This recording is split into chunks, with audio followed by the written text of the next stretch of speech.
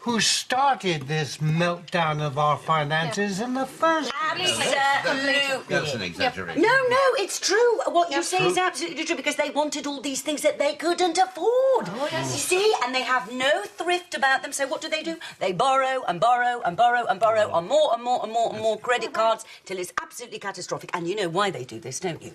Because they are incredibly greedy. Greedy? And they are even more incredibly thick. Yes, oh, please. You know, because, I mean, look at all of these buy-to-let deals that they did, and they took on these huge mortgages that they couldn't possibly repay, and not only that, these people aren't fit to be landlords. No, they haven't got the breeding. No. They're not like the Duke of Westminster or you know, that very clever landlord who got £12,000 a month off Ealing Council for those Afghans. Well, that's true. Thrifty. Very Yes, but you see, when the chickens come home to roost, these people, they expect the government to bail them out. That's right. Don't they? They do. That's right. I think what would be very good for them, they should all spend a couple of years queuing in a soup kitchen and eating their own babies. Yes, you're absolutely right. Show them a little bit of discipline, because then, you know, then there would be no more binge drinking. No. Yeah. There'd be no more stabbing.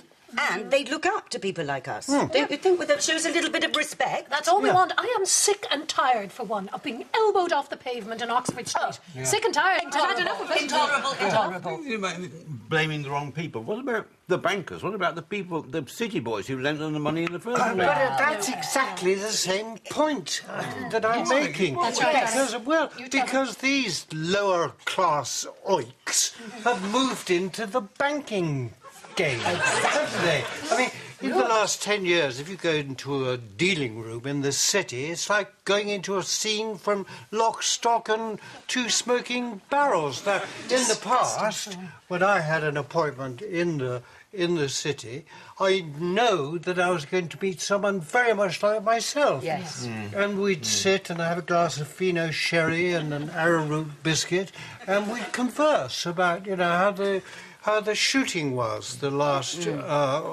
weekend, and it was civilised. Civilised, that's exactly it, yes. I'd be expected to have a view about whether Rooney or Giggs should play in the hole with Berbatov.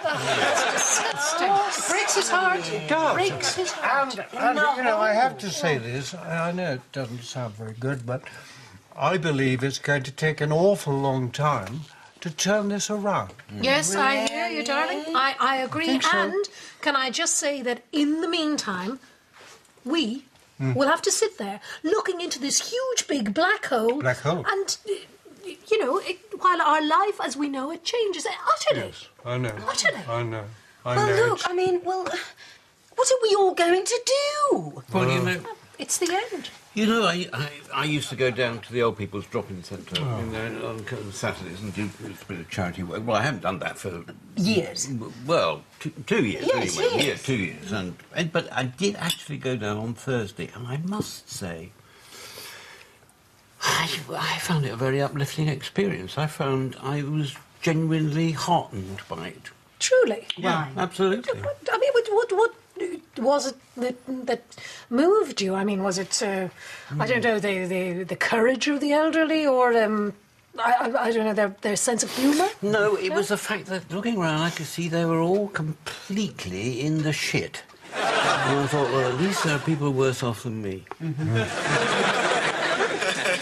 So now we have this weird situation of the government running the banks.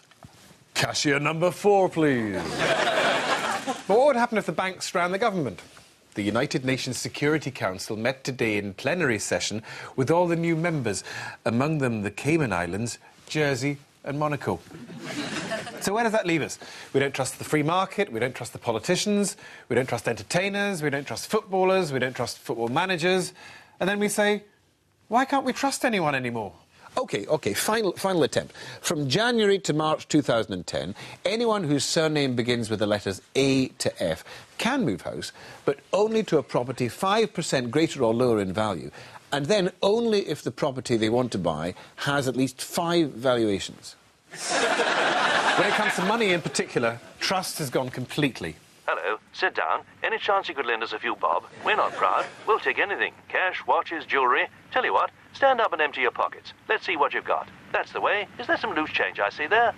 There used to be something about seeing the bank manager that made us feel uncomfortable. Not anymore. Unless next time you go into a bank, the bloke behind the counter puts on a balaclava, points a gun at us and says, "This is a stick-up. Take out a 1-year fixed-rate cash ISA, or the kid gets it." Well, you know, it's very easy to say what should have happened, which is why I'm not going to bother. What I'd like to say is just this.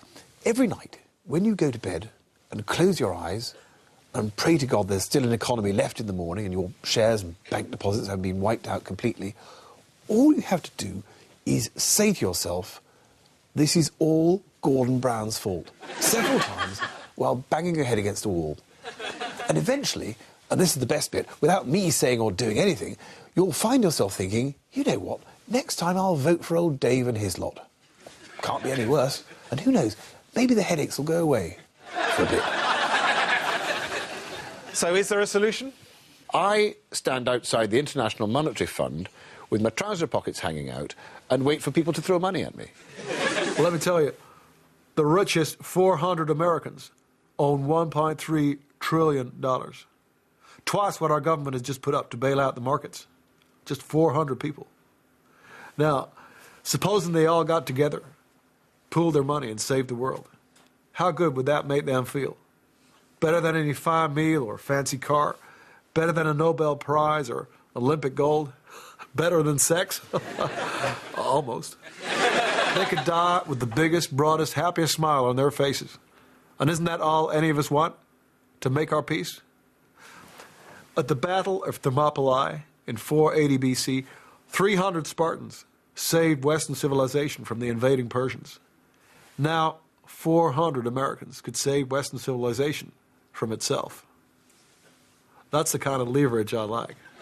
Even now, bankers are using a new system of credit indices to insure themselves against the catastrophic failure of the world's financial system. Oh, come on. How likely is that? And in any case, who would pay it out?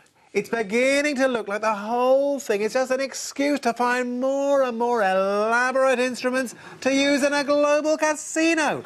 It's just a huge game at our expense. So, you finally got there. No, let me think. No, this is a good one. No, really. There used to be these places called factories where people made things which they sold and made money, which they put in the bank so other people could borrow, so they could build factories and make even more things. Well, I know it sounds crazy, but, you know, why not? Good night.